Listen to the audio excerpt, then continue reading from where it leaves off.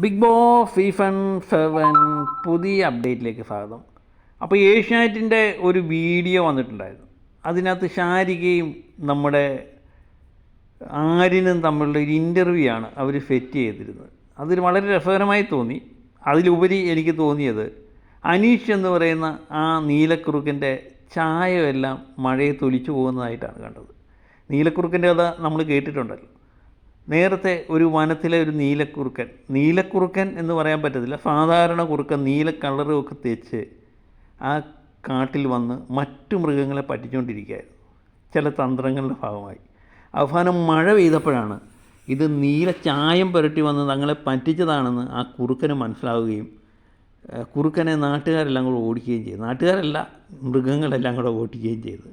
ആ അവസ്ഥ തന്നെയാണ് അനീഷിന് പറ്റിയത്. ബിഗ് ബോസിലെ പല മത്സരാർത്ഥികളും പ്രയോഗിച്ച ഒരു തന്ത്രമാണ് ഈ ഒറ്റപ്പെടലും ബഹളം, ചുമ്മാ ആവശ്യമില്ലാതെ ബഹളം ഉണ്ടാക്കുകയൊക്കെ ചെയ്ത്. കഴിഞ്ഞ 2 ദിവസങ്ങളിലും അനീഷിൻ്റെ ഈ തന്ത്രം ഫലിച്ചു. മറ്റു മത്സരാർത്ഥികൾ മനസ്സിലാക്കിയില്ലെങ്കിലും അനീഷിന് സംസാരിക്കാനുള്ള സ്പേസ് കൊടുത്തുകൊണ്ടേയിരുന്നു.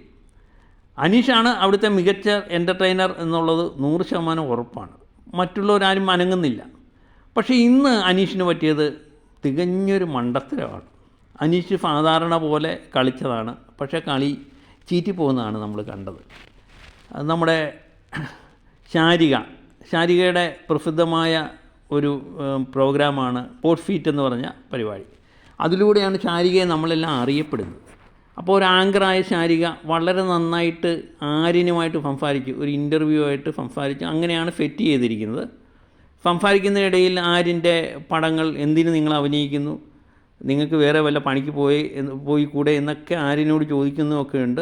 ആര്യൻ തിരിച്ചും പറയുന്നുണ്ട്, നിങ്ങൾ എന്തൊരു ആങ്കറിങ്ങാണ്, നിങ്ങളുടെ ഒരു ആങ്കറിങ് ഞാൻ കണ്ടിട്ടില്ല എന്നൊക്കെയുള്ള തിരിച്ചുള്ള മറുപടിയും കൊടുക്കുന്നുണ്ട്. അത് വളരെ രസകരമായിട്ട് മുന്നോട്ട് പോകുമ്പോഴാണ് അനീഷ് അതിൻ്റെ ഇടയ്ക്ക് ചാടി വീഴുന്നത്. അനീഷ് ചാടി വീണിട്ട് ആര്യനോട് അങ്ങനെ പറഞ്ഞ് ശരിയായില്ല, ആര്യൻ്റെ ഒറ്റപ്പടവും കണ്ടിട്ടില്ല എന്നൊക്കെയുള്ള രീതിയിലുള്ള ഒരു പ്രശ്നം ഉണ്ടാക്കുന്നു. പക്ഷെ മറ്റു മത്സരാർത്ഥികളെല്ലാം കൂടെ ചെയ്തത് അവിടെ ഓടി വന്ന് അവർ ഡാൻസായി പാട്ടായി അനീഷിന് സംസാരിക്കാനുള്ള അവസരം കൊടുക്കുന്നതേയില്ല. എന്തിനു പറയുന്ന ആര്യൻ പോലും മൈൻഡ് ചെയ്തില്ല എന്നുള്ളതാണ്. എന്നിട്ട് ശാരികയുടെ ഒരു പാട്ടുണ്ട്, അന്തസ്സുണ്ടെങ്കിൽ സ്വന്തമായി കണ്ടൻറ് ഉണ്ടാക്കട എന്ന് പറഞ്ഞുകൊണ്ട് അനീഷിനെ കളിയാക്കി വിടുന്ന രസകരമായൊരു സംഗതിയാണ് എനിക്ക് തോന്നിയത്. അനീഷിനെയും പിടിച്ചു നിൽക്കണമെങ്കിൽ തന്ത്രം മാറ്റിയേ പറ്റൂ.